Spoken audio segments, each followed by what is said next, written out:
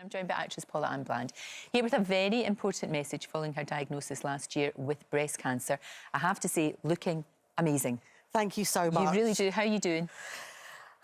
I have good days and bad days. It's emotionally, at the moment, I've been through surgery a couple of weeks ago, right. so I have a little bit of pain, but not too much. Okay. But it really is, it's how I feel emotionally. And that's really tough, really hard. It was last October, was it, that you got the diagnosis? When did that come through? Yes, I went for, I had some pains in my breast initially. Right.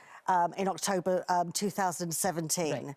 And I went along to my doctor and she said to me, listen, you better go for a mammogram. So did that, all clear, didn't worry about it again. Yeah, of course you wouldn't, because you've got that reassurance. Not at all. Absolutely. Didn't check my breasts after that.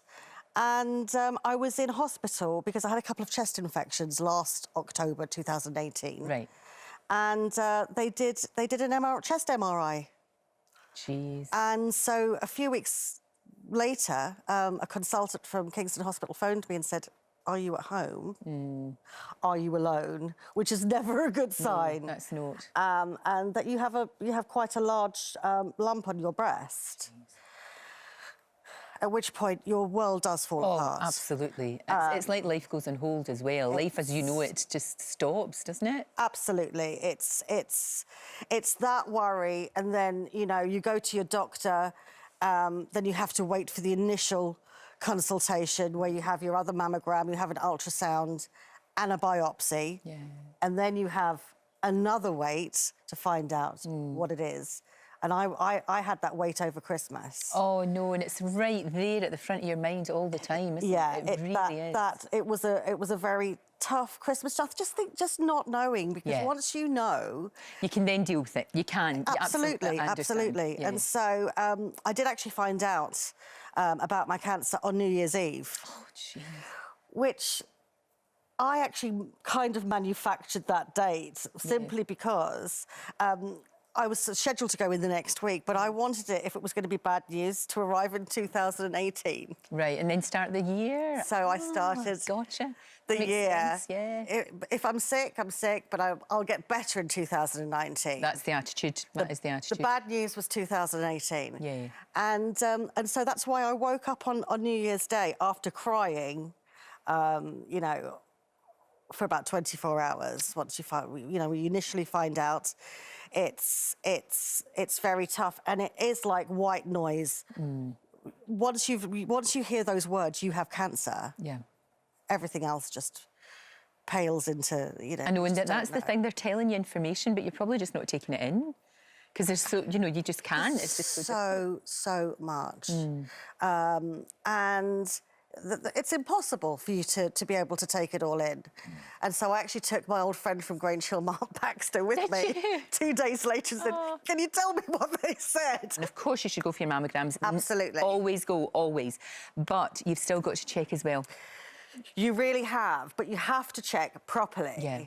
Because if you have bigger breasts, like I... well, one is still quite big and the other one is small, much smaller now. Yeah. You have to check properly, because even though my tumour was 3 centimetres, I couldn't feel it in every position I was lying in. Right. And so if I was just like lying flat on my back and I was trying to feel my lump, I couldn't feel it. But if you do, for argument's sake, what Dr Hilary tells you to do, and stand with your hands on your hips and like raise your arms and check properly, and use some... not force, but you do need to be quite firm when you're feeling for lumps or bumps or any kind of discoloration in your nipple or any kind of dimpling at all. You have to be aware of how to check properly.